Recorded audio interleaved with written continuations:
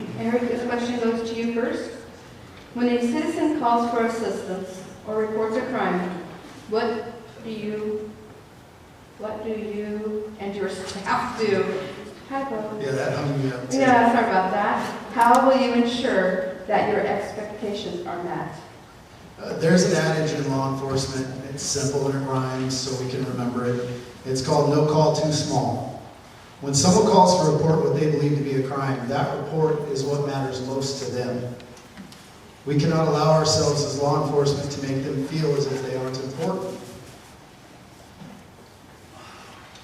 We need to keep a line of communication wide open. Even if immediate physical response is not an option, we need to be in communication with the reporting people. Even a simple call back to let them know we're still trying to get there would make a huge impact. I will also explore technology-based reporting opportunities for folks that aren't interested in having a deputy immediately respond, but maybe want to file online. The point is this: if you call, then someone better respond. It's not the job of law enforcement to determine if we really need to be present or not. Our dispatchers will enter all calls for service in the log history. Command staff will review those entries for dispositions. If a call for service is unanswered, then someone at some point has failed in their duties, and that's simply not acceptable. Thank you.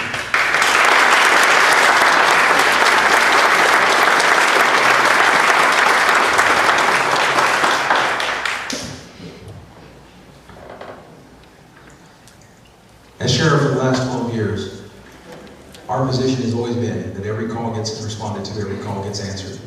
Sometimes it's not in person, sometimes it's by phone, but every call will get responded to.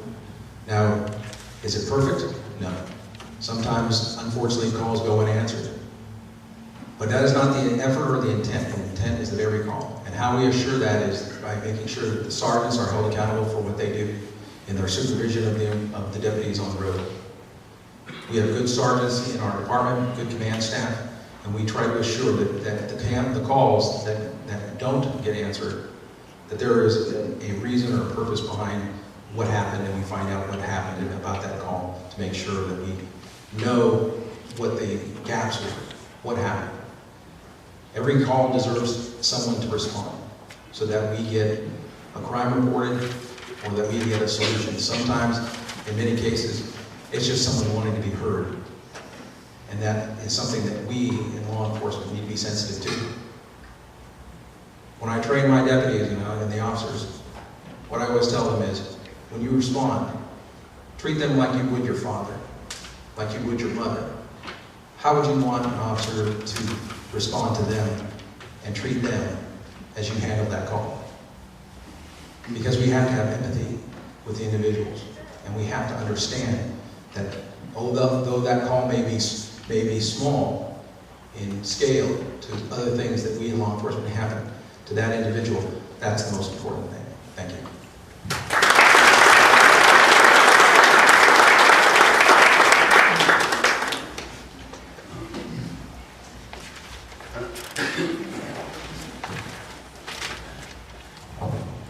Dean, this question is to you first.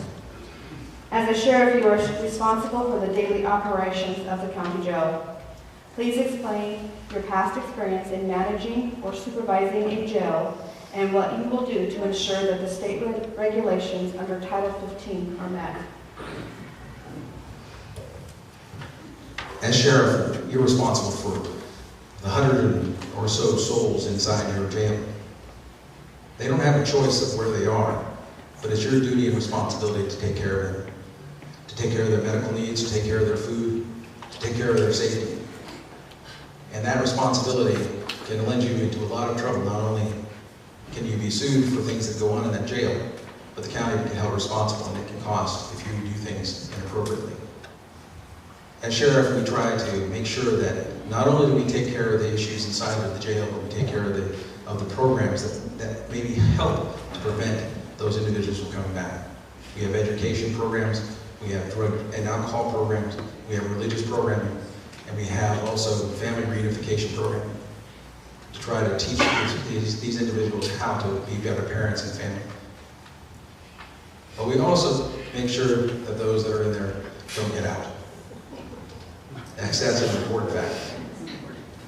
That they do their sentencing. Now, the landscape in jails has changed with AB 109. We are now faced with a different set of circumstances.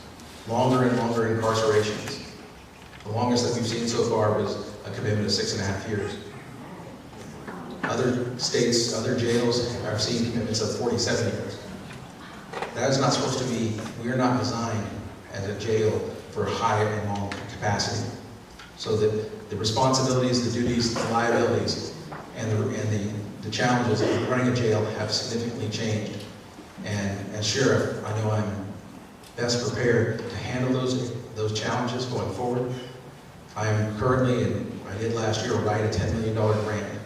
That money is up again and available for us, and we'll be modifying that grant and going forward because we need program space to provide the kind of services to those inmates that we're responsible for under AB 109. Thank you.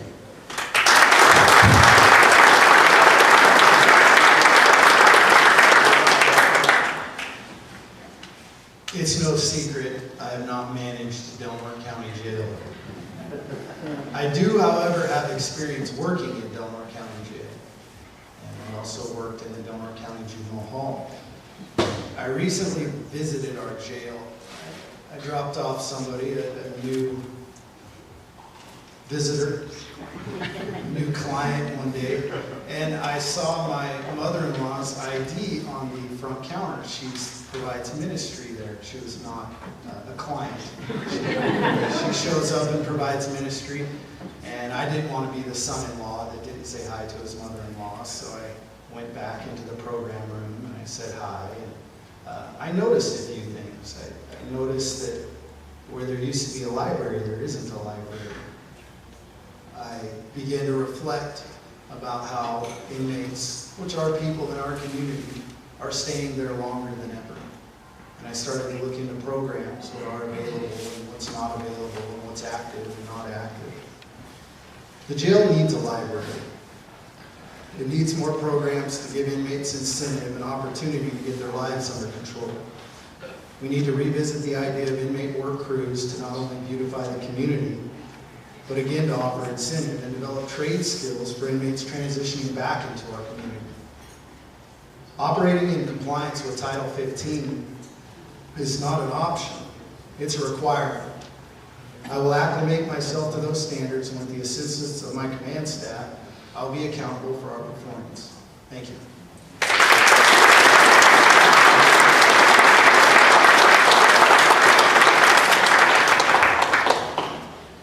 And Erik, you get to go first on the last one here. All right. Our children are our future. What do you see as the prime factor in Delmar County for juvenile offenses, and what will you do or have done to assist youth in living a law-abiding life? Simply put, our children need early and ongoing education. They need support and they need to be empowered. As a community, we need to not only remind our children that they have a voice, but we need to listen to that voice.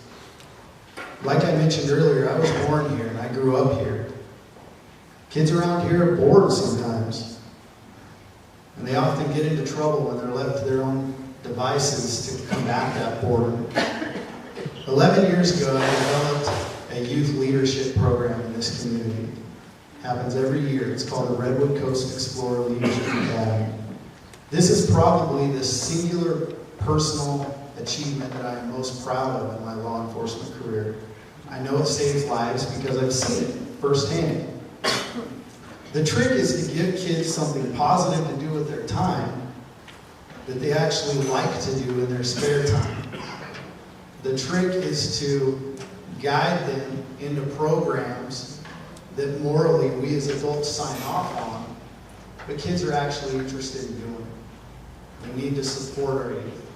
Not just develop something and not stick with it, but we need to continually support our youth. Thank you.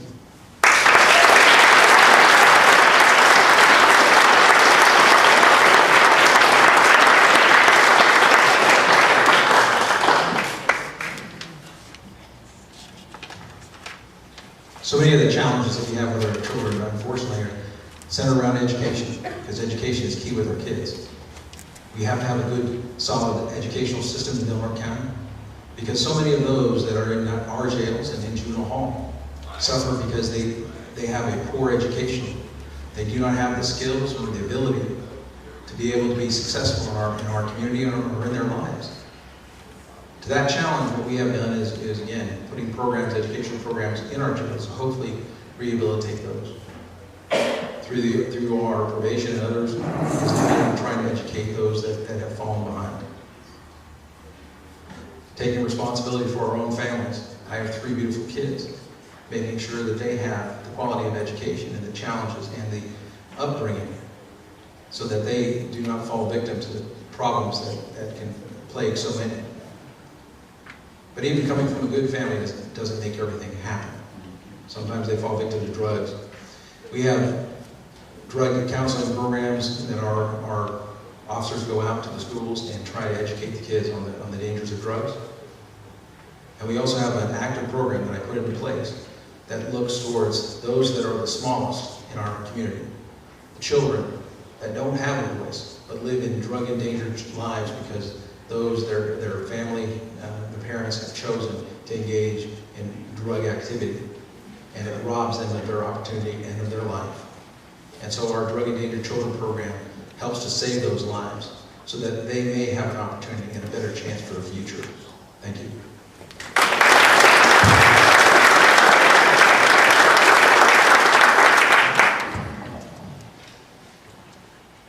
Dean, you'll get to go first with your 2-minute closing statement. What this election comes really down to is the job that we've done to continue the good work that Delaware County Sheriffs has done for the past 12 years to protect our community like we have. We have brought crime down. We have made you safer in your homes, in your schools, in your families, your children, your businesses. And we will continue to make you safer as we go forward and meet those challenges. It's also about experience. I have the experience that has shepherded our sheriff's office for the benefit of our community going forward for the last 12 years.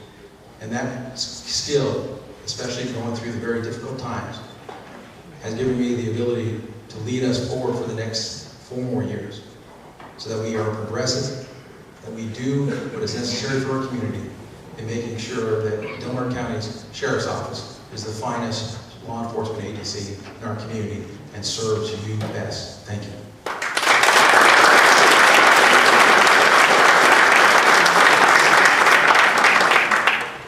I feel like you were looking at my notes.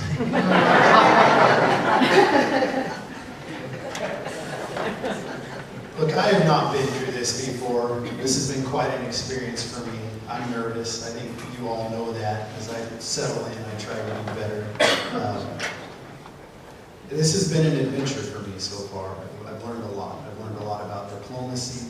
I've learned a lot about choosing my words as wisely as possible.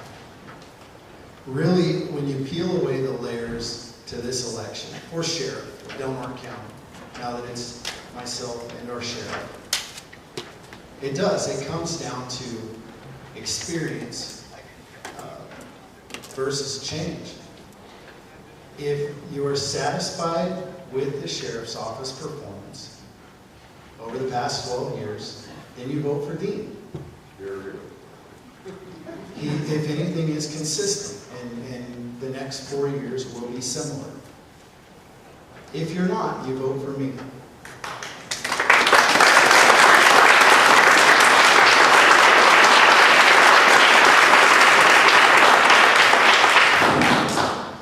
My goal is to reduce crime in Delaware County.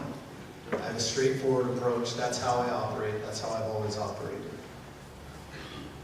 I want to do that by making the sheriff's office more community involved, more transparent, and more proactive. Thank you very much for your time.